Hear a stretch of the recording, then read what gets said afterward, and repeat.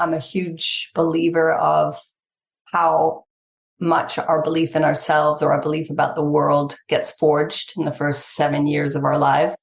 And I would point to both my parents being, they were really on a path of exploration and seeking self-awareness, understanding. Hello, everyone. This is Kathy Caprino, and welcome to my podcast, Finding Brave. I've created this show for everyone who longs to create something bold and brave in their life, to rise up, speak up, and stand up for who they are, and to reach their highest and biggest visions. Each week, I'll be speaking with inspiring guests from all walks of business, leadership, entertainment, the creative arts, and the entrepreneurial world. And they'll be sharing their intimate stories of finding brave and offer their best strategies for building your most rewarding, joyful, and meaningful life, business, and career. Hey folks, Kathy here. Are you ready for a big positive shift in how you're working and what you're capable of achieving in your career? Let's make that happen for you. While you might know me best as a podcast host and writer, a key focus in my work is helping women achieve greater success in their work. In my Career and Leadership Breakthrough one-on-one coaching program, I help women get what they want most, which includes more confidence, impact, advancement, financial reward, and fulfillment. And I also help them achieve their most exciting visions for the future. In the past 16 years, I've worked with over 20,000 women across 6 continents. And before that, I served as a therapist. And before that, I was a corporate VP managing multi-million-dollar budgets and global initiatives. I leverage all of that experience to help women build a new chapter where they can reach their highest and happiest potential doing work they love. Check out kathycaprino.com/career breakthrough. And I hope you'll register now. I'd love to support you. Hello, everybody. Welcome to another episode of Finding Brave. How are you these days? I always just launch right in and start talking about me and our amazing guest. But you know what? I want to ask how you're doing. This comes to you in early February. We're not there yet here when we're recording, but I hope wherever you are, the weather's been good. You've been enjoying yourself. You've been finding brave.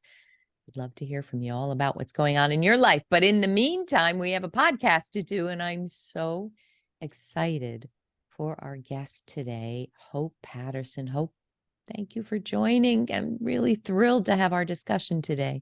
Thank you so much. It's a pleasure. I'm so excited. We're admiration society. And I love to tell folks where I learn about my guests. Sometimes it's because they've written an amazing book and I hear from their PR team. But in this case, a wonderful new friend of mine, David Jurassic, hope I'm pronouncing that correctly, who's been on the show. It came out a few months ago. He introduced me to you, Hope, and I just fell in love with everything you're doing. And, you know, I've realize that good people know good people in this world, which is a little bit about what we're going to talk about, but how wonderful to meet you. Thank you. All right. We are talking about this, building an intergenerational support community to move you forward fast. I cannot wait to hear what Hope has to say, but let me tell you a little about Hope.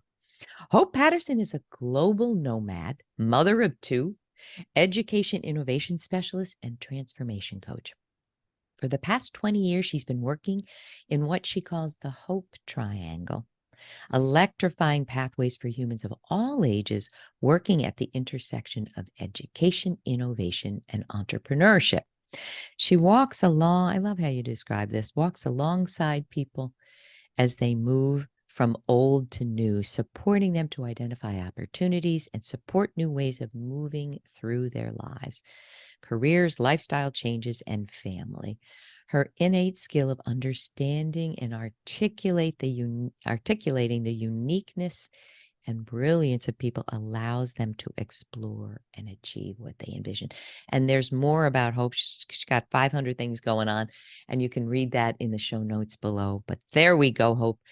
You know, I love to sometimes read, my guests have a prep sheet, as you know, and sometimes the key bullets that they share, what they really want to take away, are fascinating. And I just want to read these and just dive in. Number 1, and this is from Hope, finding your intergenerational allies, an advisory board from many different dimensions. And it goes on. Number 2, moving through change is more about tiny shifts made on the daily than grand sweeping pivots. Boy, do I believe that with all my heart. And number 3, as we're talking about finding brave, how can you be brave to be more of yourself in this one precious life? All right, let's dig in, Hope, where you want to dig in. But I'm really interested in this first in the intergenerational piece. Can you talk about first how you discovered this and also how you found brave, how this is a wonderful fit for your work, the brave piece? Can we start there? Let's start with that thread. And I want to just pull out how much I love the name of your podcast, Finding Brave. Thank you for that. Sometimes when we're speaking in conversation, we have to kind of find a way in. There's no finding a way in.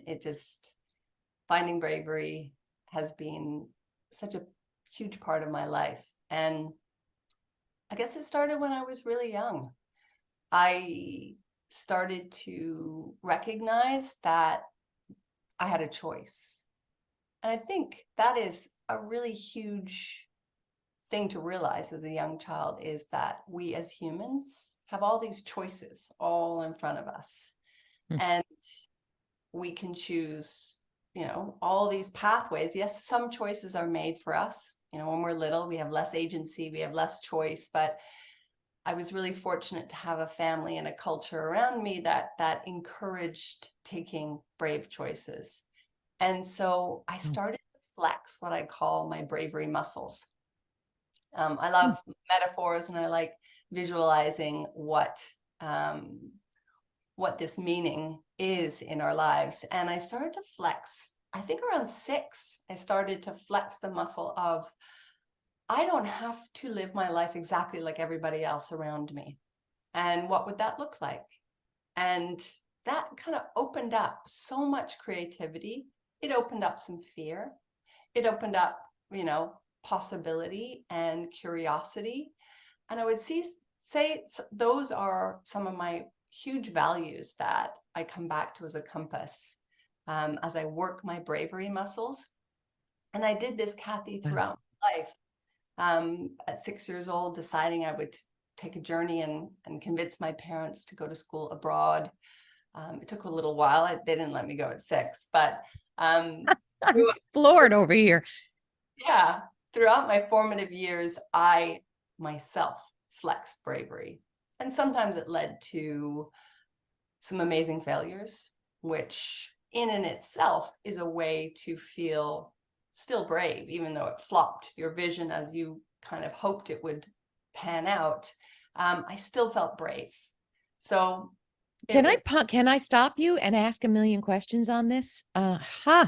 So, whenever my guests speak, I'm splitting my mind in half. What I want to make sure to cover for the audience, but also, pistons are firing about my own life and what you're spurring for me. So let me just say this.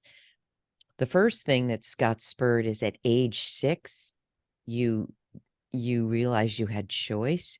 And when I think about what I did, which was a lot as a child and a teen, I was number 1 on the tennis team. I was a singer. I was a writer on the paper. I did a lot, won the principal's award for, contribution. But even the idea of choice, I'm not sure I consciously made these choices. I mean, obviously I did. I went to sign up to, write on the newspaper, or I went to try out for the tennis team. But boy, I did not see it in the way you describe it. It was more of a free flowing, kind of like this. Played tennis with Dad. I'm pretty good. So I'm really stunned by, at age 6, I realized there was choice. But secondly, I want to ask you this. I was a marriage and family therapist after my 18-year corporate career. And so I know a lot about parenting. I know a lot about what goes wrong in parenting and what goes wrong in families that leads to children growing into unhappy, thwarted, depressed adults. I'm dying to know what your parents' contribution was to you knowing you had choice, because I sure didn't feel that. That's a great question. And I would say I'm a huge believer of how much our belief in ourselves or our belief about the world gets forged in the first 7 years of our Right. lives. And the And data shows that. The research shows it. yeah, and I would point to both my parents being, they were really on a path of exploration and seeking self-awareness, understanding. I think they were recovering, not I think, they were recovering from not a great childhood themselves. So they were really rolling up their sleeves and putting in the work and building their emotional muscles in the open, Kathy. So they were sharing it with my brother and I, James, and they were so, I would say, they were so willing for us to be ourselves, which was kind of unusual. When I look around my contemporaries and friends, my brother and I are very different from each other, and we're different from our parents, but they kept reiterating, like, be yourself, be yourself, be yourself. Wow. And sometimes that was a bit overwhelming because it's like, oh yeah, well, Who am normally I? young child, you're like, I'm like everyone else. But it really helped me to, and it urged on my bravery They to, would say the words, be yourself.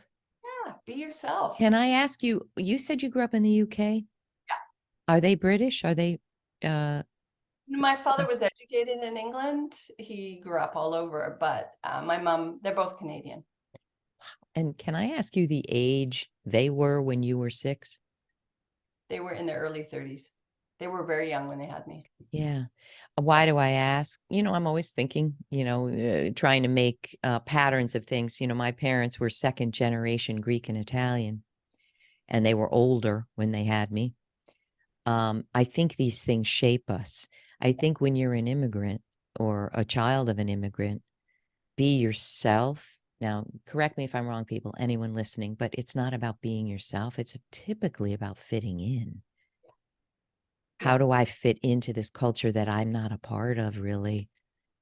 Wow, I find this absolutely fascinating. I think um, I was definitely standing out in not always the best ways by being myself at a young age. And I actually used to feel uncomfortable because it was so comfortable to be myself. I can't relate. Friends who were, there were a lot of expectations and pathways they needed to go down, and accolades and credentials and things that needed to be ticked off. And for my parents, they were like, well, if the world's your oyster, You better then be doing something with it. You better be opening that shell and cracking it open and doing something. Did they have one more question about childhood? Because we are what our childhood taught us to be, Hope. I mean, unless we unlearned it or outgrew it or reshaped it. Was anything about what they wanted, about success on terms that they thought were important? well, I think this comes back to the intergenerational piece. I think for them, success meant living our lives in alignment with our values. Like, my values are a little bit different from my brother's. Living in alignment with ourselves. So if we are compromising our values, compromising ourselves, kind of seeking the things just to have them, they didn't have a whole lot of respect for that. So I did want to ask, yeah. when they say be yourself, if your values were not in alignment with theirs, were they still okay with being yourself? Totally. And I would say that in some cases, yeah, I'm very different from my mother for sure. And she was so amazing she was quite introverted, Oh. Quiet, not into community, not into really communicating a ton with people. And I was like this, out and about, love people, connecting, learning through doing. And she just let me be. There was never a like, come back and be like me, or don't do that, it's dangerous. They never put any fear in my path, which I see a lot of people working with my clients, working with adults. They have a lot of infusion of fear at an early age. And I feel so fortunate to have had that foundation that really has given me a lift for my entire life. I don't think I've talked to anyone who can say what you just said in my over 1,000 interviews.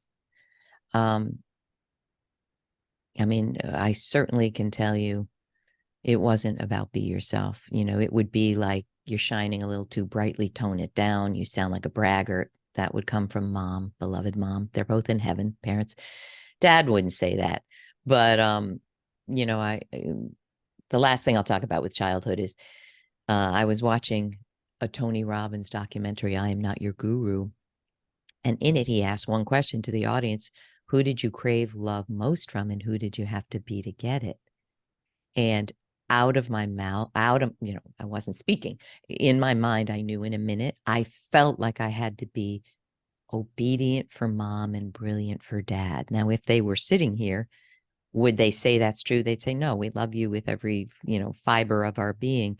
But the impression you get is truth to you.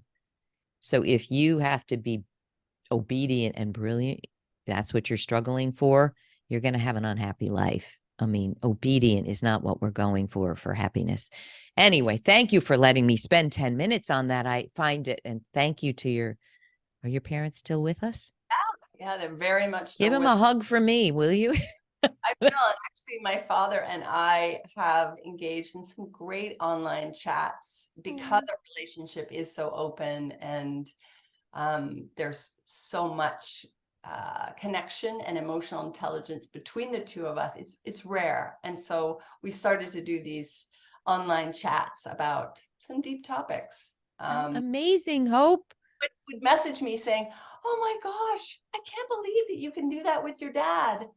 I Yeah, it know was. it's, I know, you know, it's precious. You use that word. It's precious, you know. Thank you for sharing it all. There's a lot to think about. And I hope anyone listening who's a parent or an authority figure in someone's life, you'll really think deeply about this and what it means to tell your child, be who you are. And of course, you're going to shape them in some way and you want to keep them safe. And there's some instruction that needs to happen, but how beautiful. Thank you, Hope, for explaining that. Wow.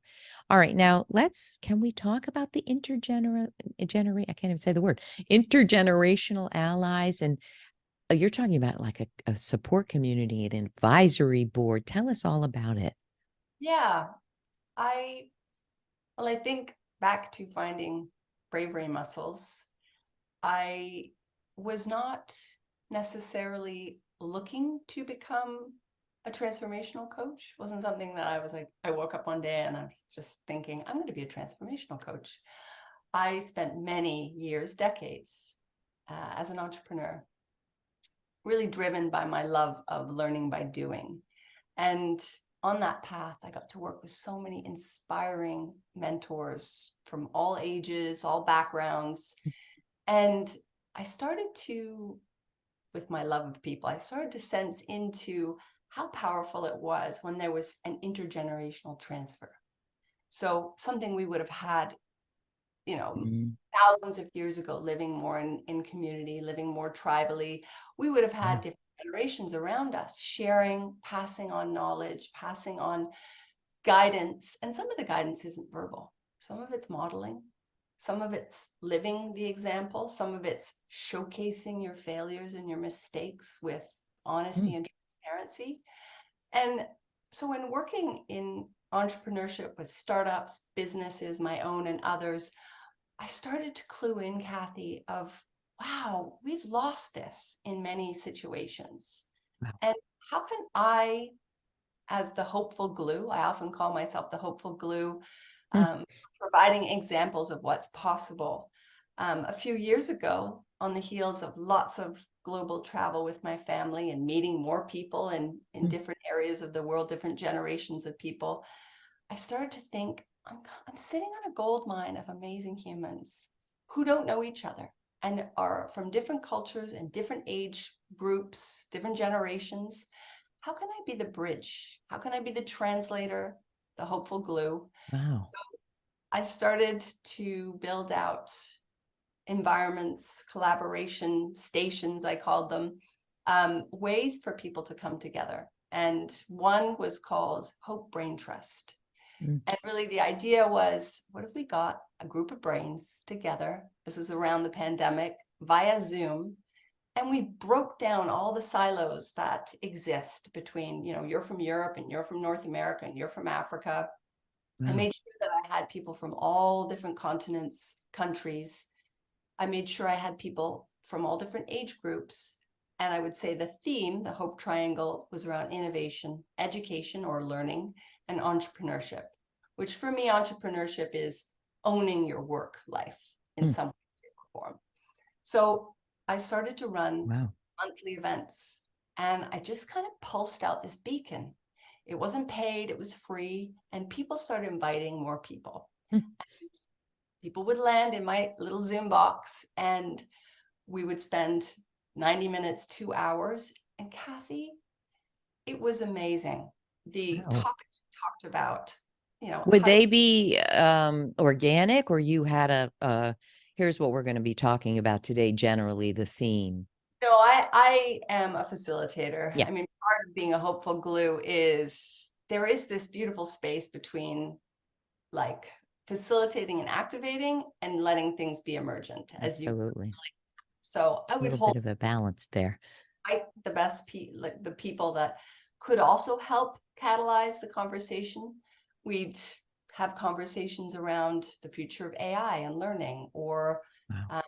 how do we support parents during the evolving landscape of education change? What is So the power important. of intergenerational learning? And I would have speakers of all different ages. And what was so cool was to see the elders really feel empowered to share their wisdom, and young kids, in some cases they're 12, some cases they were 18, 19, or in their 20s, soaking up this information in this brave, safe space online. And after these events was the cool part, is they would connect with each other. They would go off and partner. They would collaborate. And in some cases, people started businesses, initiatives, events, all from this spark of what happens when you break down the walls and barriers, you build a safe and brave space with lots of hope. And I would dare say love. I always start my events out saying this is a non-corporate loving space for you to explore what's possible. Non-corporate, what do you mean by that? I mean, I can guess, but how do you define that?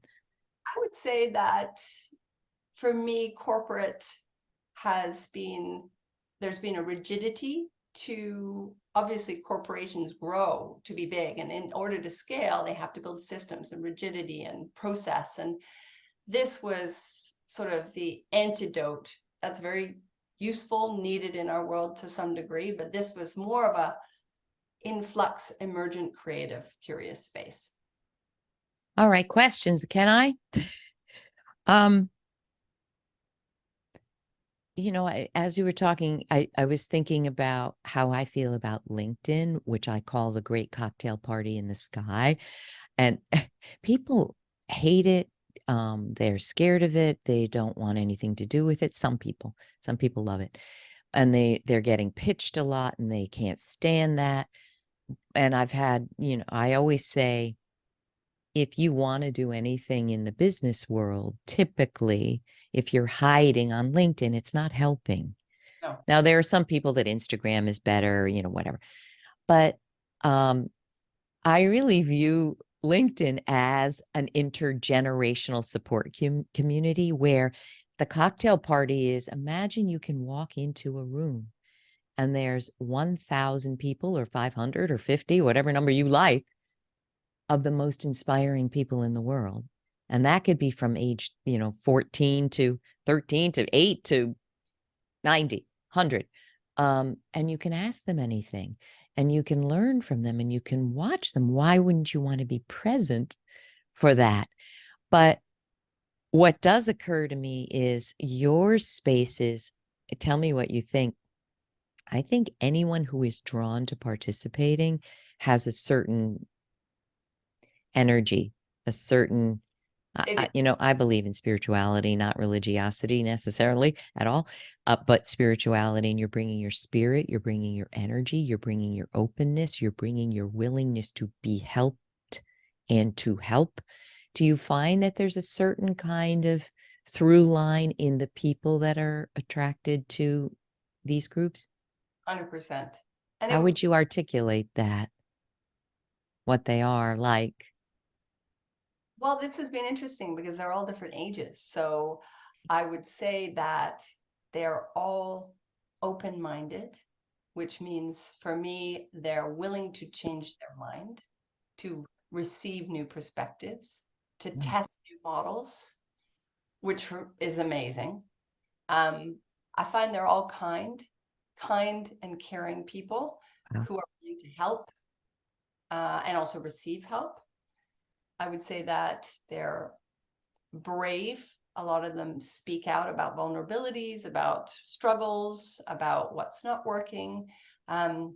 Really, really fascinating to see who gravitates to each other. And I just ran a brain trust last week with a group of amazing teams from Texas who were leading an event on audience building. So you're talking about LinkedIn being a hub cocktail party for making connections.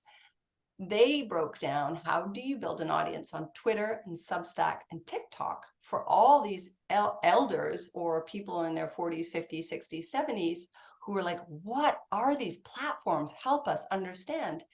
And they Great broke idea. the most simple, clear, dynamic way. There was discussions. There was so much care. And at the end, the young girls who were delivering it said, this is amazing. I never thought it would be so much fun to hang out with so many old people. Ouch. Older people Oh, inspired to contact them after and say, listen, I'm trying to reach a teen audience for my education business, or I'm trying to reach, new people on Twitter. Can I contact you? And maybe even the young people delivering it would start doing a bit of consulting or start testing new pathways or what's possible wow. because of this event that had different generations. So it kind of weaves in all the things that really matter to me. I love it so much. You know what it reminds me of? This open-minded, I think you're so articulate about the characteristics of people that can benefit from this group and can contribute. The open-mindedness, willing to change your mind, for experts, often they're not willing to. So I just want to share this. This is happening now when we're recording. It's not even, the new year yet, but I have a real problem with the word influencer and how it's used and what it means. I hate it. Mm. And some guy just reached out to me today. I'm an influencer with 1 million, whatever. And I was really interested in what the LinkedIn world thinks about the term. So I just want to tell you, I like to put little quote images that pithily share something. And so I did a quote image about don't call yourself an influencer. I came out with the view, but then I went, wait a minute. Let me do a poll. I happen to everybody listening, if you really want to learn what people are thinking, do a poll on LinkedIn. It gets thousands of views typically. But I pulled it back and said, I'd like to know what you think about the term influencer when someone's using it about themselves or being referred to. And there's 4 options you can have as the voting thing. It's already so fascinating. And I'm encouraging people to tell me what you really think. And Yeah. there's so many new ideas. But I think that so often in our world, we get to this swim lane of expertise Yeah. and we close our minds around it, I think. What do you think? I, I totally agree. And I think, again, this is where intergenerational transfer is so inspiring because when young people starting out, they've left university or they're even in high school thinking, what next? What's on my path? They listen in or have a mentor who's older than them saying, you know what? I was in this swim lane. I was pretty on track for success. And then I realized my values aren't in alignment. I don't feel good. I'm burnt out. I don't actually want this career. It's what my mom wanted or whatever. Right. When they hear that that person had the bravery to step outside and try other things and had different experiences, it's so powerful for the person telling the story, the person who has experienced that, reflecting and honoring that bravery. And then for the younger people, thinking, oh, right, there are way more paths than school is giving me an option for.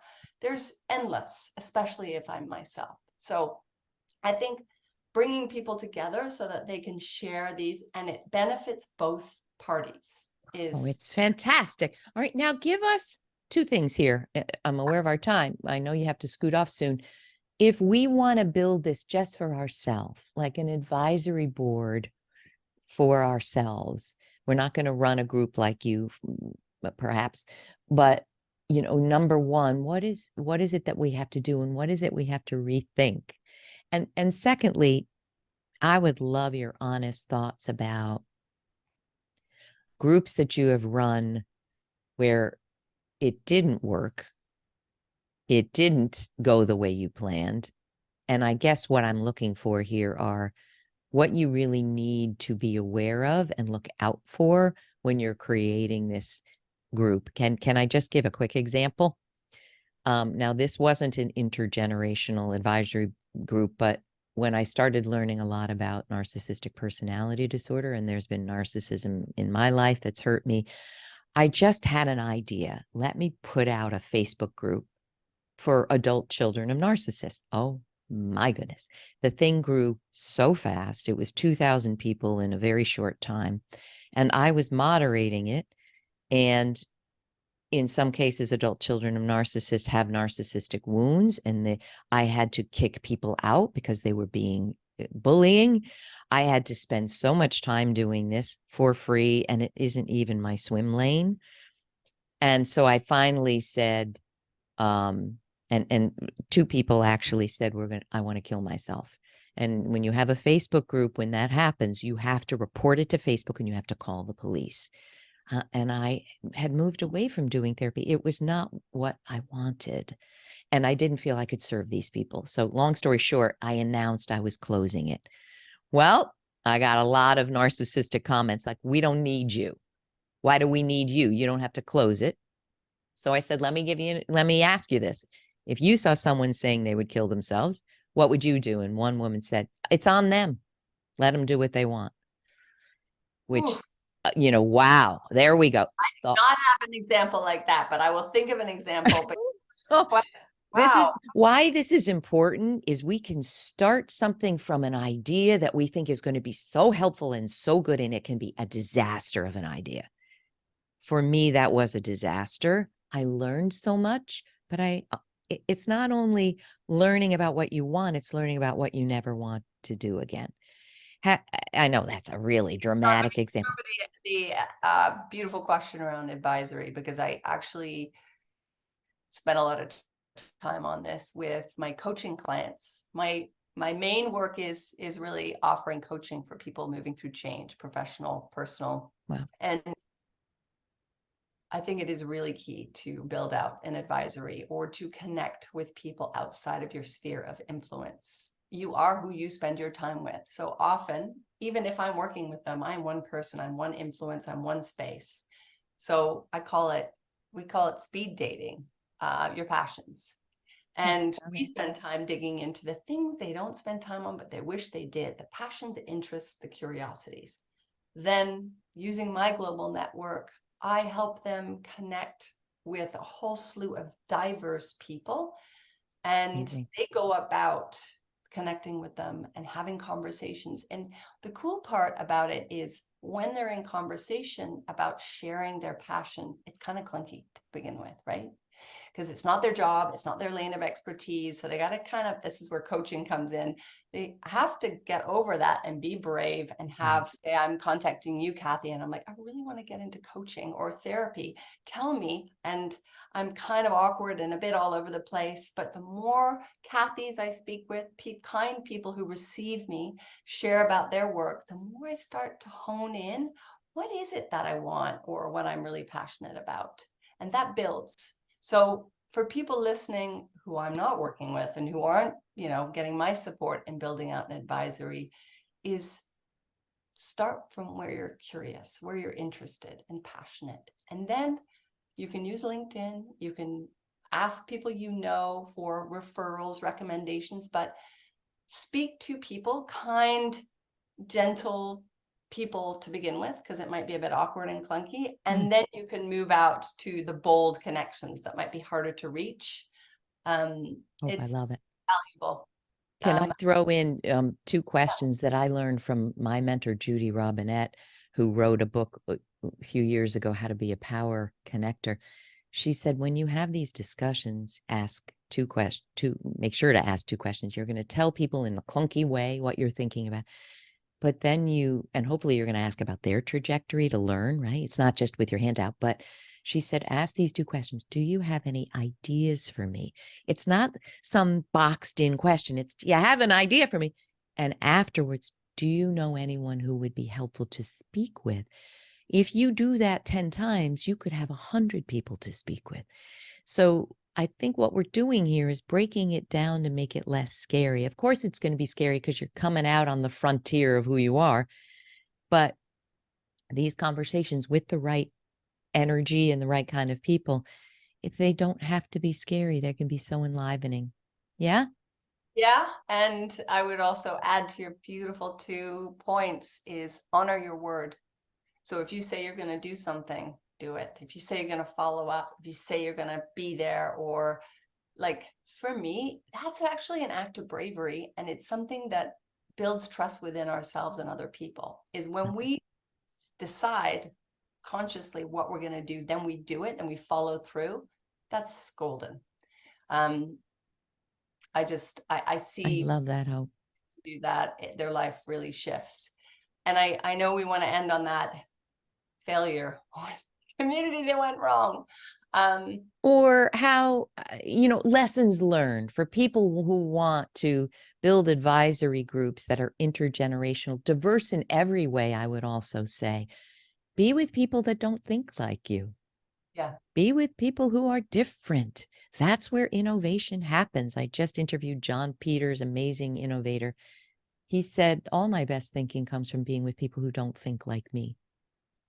Yeah. And I completely agree. I would also say, listen to your community. Listen. Yeah. And that is listening by asking and then really listening. That is listening to what's not being said. That is really listening. I think as long as you really have ways to understand what is valuable to them, what they want, what you're offering. And sometimes I think the mistakes I've made is the value I feel I'm giving isn't necessarily the value that they're getting. They're getting something else. So by asking them, by listening, I get to focus more on what they really want and less on what I think they want. Love that. So that could be a key a key learning here. I mean, I think that's really true in coaching. I think I'm providing all sorts of strategies and guidance about steps to take for your career, but often what people are getting is they feel loved and appreciated, and they haven't felt that in 10 years. Oh, Hope, any last words for anyone listening? Build your bravery muscles. Have Do people it. in your corner that really inspire you to learn and grow and flex those muscles. I love it. And I will say, look, human beings can be flawed. And so if you come across someone who's not helpful, who slams your idea down, who's negative, who's disdainful, who's pejorative, part of this bravery is that you build your boundary, that you don't take every ball that's thrown to you. It's so damn important. Yeah. We come with our heart wide open and our eyes wide open, but often what comes at you is more about them than you. So please know that you're a person of deep value. The world needs you. The world needs your ideas and talents, and go out there and find your advisory group of diverse people, and it's going to move you forward so fast. Hope, thank you. Where can we learn all about you? Where do we send people? Simplest place is my website, Hope, P-E, Paterson, with one T. That's wonderful. Thank you so much for being here, people. energy. It's a beautiful thing through our little Zoom window. I know. I love it. Thank you, Hope. Thank you so much. It's so inspiring. Wow. At 6, you had choice. Blessings to your family that allowed that to happen. All right, people. Every time I say it, I'm going to say it till I stop doing this podcast. we want your questions. We are hoping this spurs ideas. We're hoping that you move forward and do this, but you might have a question in the process. Please share the question, and Hope and I will do our best to answer it and support you on your journey. Thank you again, everyone, and have a brilliant 2 Finding Brave weeks, and we'll see you next time. Bye.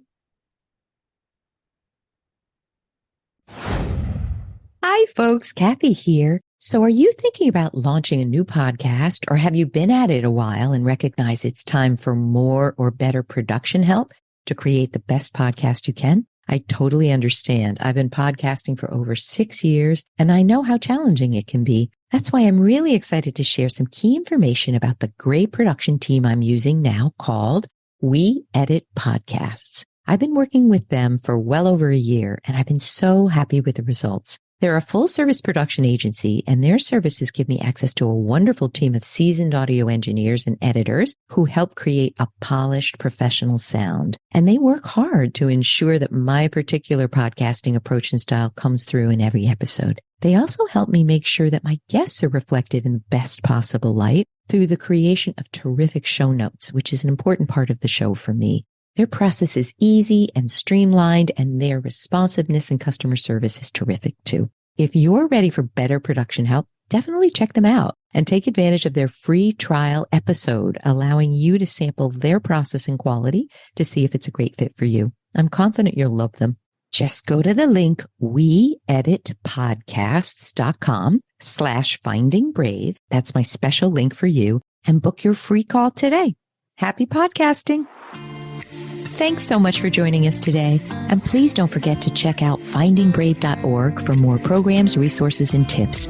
And tune in next time for your weekly dose of Finding Brave.